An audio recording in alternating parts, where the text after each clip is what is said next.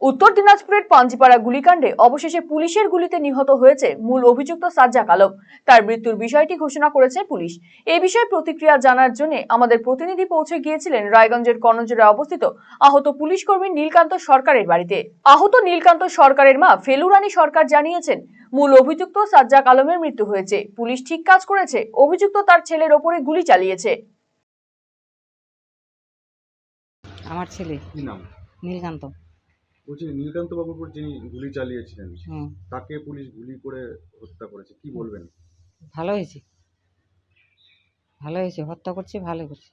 কেন কেন কেন ছেলেকে আমার গুলি করছে, গুলি জুল আমার ছেলে জুল কোনো মতন হয়ে যেত, তাহলে আমার কেমন লাগে মায়ের মনে।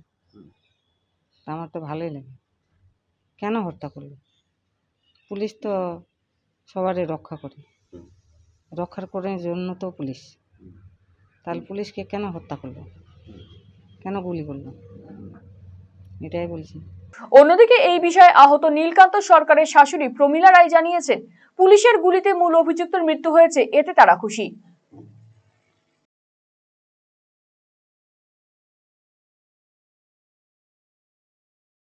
যে ভর্তি আছে নীলকান্ত সরকার আমার জামাই।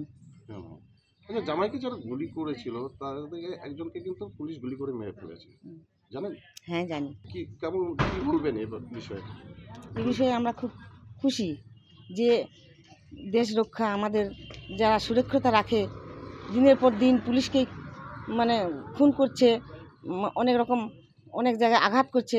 এতে আমরা খুব মানে দুঃখিত যে যারা আমাদের রক্ষা কর্তা তাদেরই যদি এইভাবে ক্ষতি করে দিনের পর দিন, তাহলে তারা তো দেশের শান্তি কী করে ফিরে নিয়ে আসবে।